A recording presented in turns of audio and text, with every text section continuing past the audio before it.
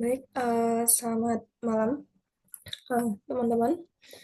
Kali ini saya Yuliana Saljana akan menjelaskan rangkuman materi D1 pelatihan dalam protokol ITB.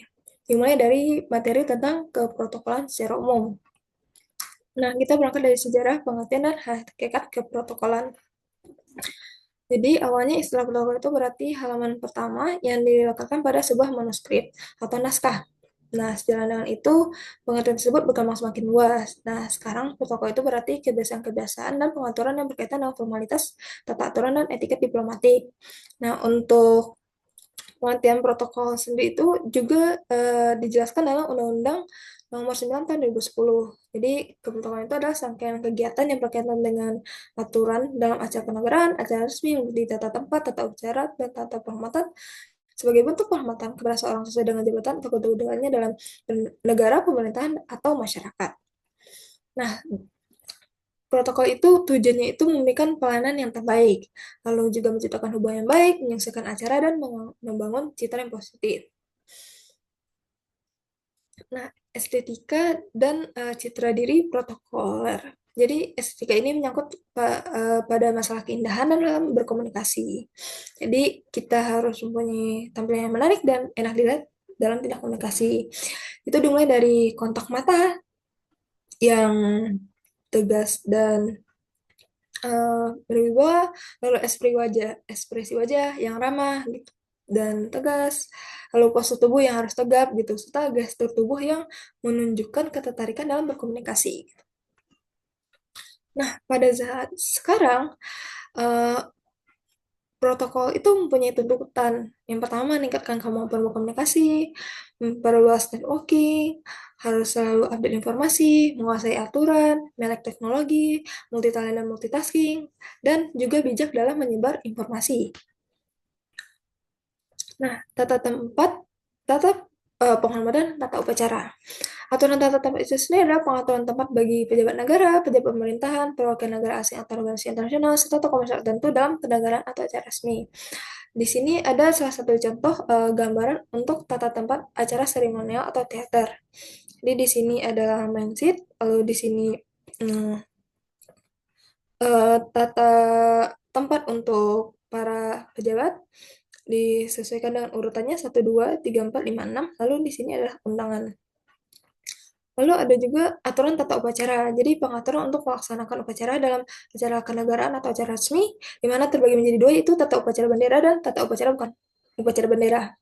Dan yang terakhir itu adalah tata penghormatan. Jadi ini adalah pengaturan melaksanakan pemberian hormat bagi pejabat negara, pejabat pemerintahan, perwakilan negara asing, organisasi internasional, tokoh masyarakat tertentu dalam acara kenegaraan atau acara resmi. Dalam sebuah acara itu yang menjadi kunci adalah koordinasi.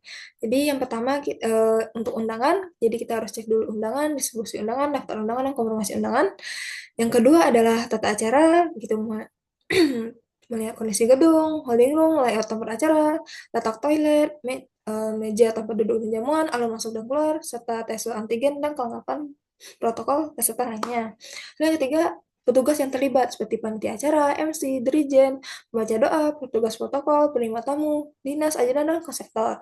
Dan yang keempat itu acara itu sendiri gitu. Jadi ada panduan kegiatan, rundown acara, detail acara, gladi, lalu sambutan atau paparan draft wawancara pemimpin.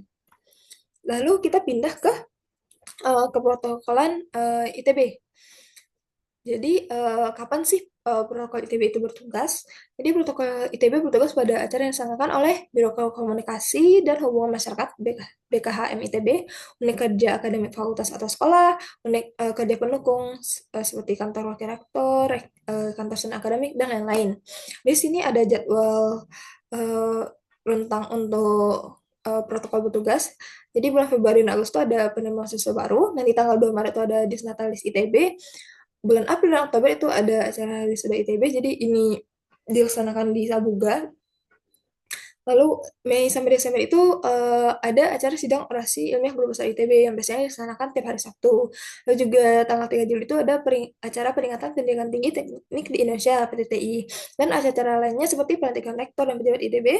Nah, khusus MC sendiri itu bertugas di upacara bendera, studium jenayah, dan penandatangan MOU. Nah, untuk alur penugasan protokol ITB itu sendiri, yang pertama pengisian form tugas, yang kedua pengumuman petugas terpilih, yang ketiga pembekalan, simulasi dan gladi bersih, yang keempat itu bertugas di hari H, di hari acara, dan yang kelima tentu secara acara harus ada evaluasi gitu, agar kita tahu apa yang terjadi di hari itu dan kita bisa mencegah terjadi di acara berikutnya gitu kan. Dan yang terakhir ada honor. Nah, kiat bertugas untuk seorang protokoler yang pertama pahami rundown dan skenario acara, yang kedua pahami dan kuasai tugas yang diberikan, yang ketiga pahami seluruh aturan yang berlaku, yang keempat kenali lokasi acara, yang kelima kenali para tamu dan posisi tempat duduk, yang keenam selalu berkomunikasi, yang ketujuh tentu harus berlatih, dan yang kedelapan mempersiapkan diri dengan penampilan terbaik dan kondisi yang prima. Ya. Nah, setelah itu ada juga yang disebut dengan kesadaran protokol ITB karena kita sendiri itu merupakan bagian dari wajah ITB, jadi kita harus memberikan servis yang prima terhadap para tamu kita, menerapkan 5S, senyum, sapa, salam, sopan santun, lalu kita juga paham dengan banyak informasi, jadi sehingga menjadi di sumber informasi, eh, kita juga harus tetap memegang aturan gitu, jadi tidak boleh terlalu fleksibel dan harus responsif. Nah, dapat menentukan prioritas dalam membuat keputusan karena yang namanya acara gitu kan pasti ada aja yang akan kita hadapi gitu. Dan yang terakhir tuh harus rapi, ramah dan tegas, catatan dan harum. Nah, untuk aturan berbusana itu laki-laki dan perempuan eh sama-sama memakai jas hitam, sama-sama memakai kemeja putih. Nah, untuk laki-laki sendiri itu nanti memakai dasi hitam eh yang panjang, bukan kupu-kupu, celana hitam, pantofel hitam, dan protokol dipakai di dada kiri, rambut harus pendek dan rapi, dan untuk khusus acara HUT RI menggunakan dasi merah. Nah, untuk perempuan itu menggunakan kerudung abu yang dipakai rapi bila berkerudung, rambut disisir rapi bila tidak berkerudung, flash hitam, print pin protokol dipakai di dada kiri. Nah, khusus untuk upacara HUT RI menggunakan kerudung merah bagi yang berkerudung. Nah, untuk materi yang terakhir itu how to be a good protocol officer. Di materi ini menjelaskan bagaimana menjadi MC yang baik dalam sebuah acara resmi. Jadi ada teknik berbicara. Jadi kita harus mempunyai keterampilan dalam penyampaian informasi secara jelas, formal, profesional, sesuai dengan aturan resmi yang mencakup aspek artikulasi, intonasi, tempo, pemilihan kata, serta sikap percaya diri agar komunikasi itu berjalan efektif, mampu mengatur nada suara, dan menjaga ritme bicara. Agar pesan tersampaikan dengan baik tanpa kehilangan unsur kesopanan dan kehormatan dalam acara. Fleksibilitas dalam berbicara untuk menghadapi perubahan mendadak dalam susunan acara tanpa mengganggu kelancaran jalannya kegiatan. Nah, untuk teknik berbicara seorang MC itu ada beberapa hal.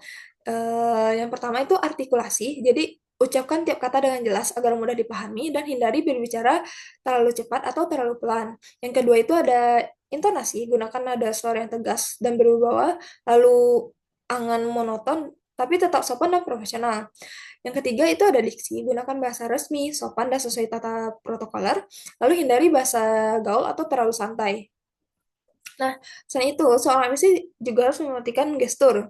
Jadi, gestur atau bahasa tubuh itu sangat penting untuk mendukung profesionalisme dan kredibilitas saat berbicara.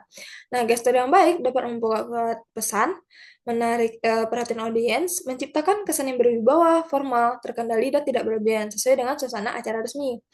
Lalu juga ada mimik gitu. Sebagai seorang MC protokoler, mimik wajah itu berperan penting dalam menyampaikan kesan profesional, ramah, dan percaya diri. Jadi wajah yang terlalu kaku biasanya membuat MC terlihat gugup dan kurang ekspresif, sedangkan yang terlalu ekspresif itu biasanya bisa mengurangi kesan formalitas. Nah, oleh karena itu latihan mimik sangat diperlukan agar sesuai dengan situasi acara dan pesan yang ingin disampaikan. Nah, sebagai seorang protokoler, sikap yang harus kita punya itu adalah sikap tenang dan percaya diri. Sekian presentasi dari saya tentang materi D1. Terima kasih.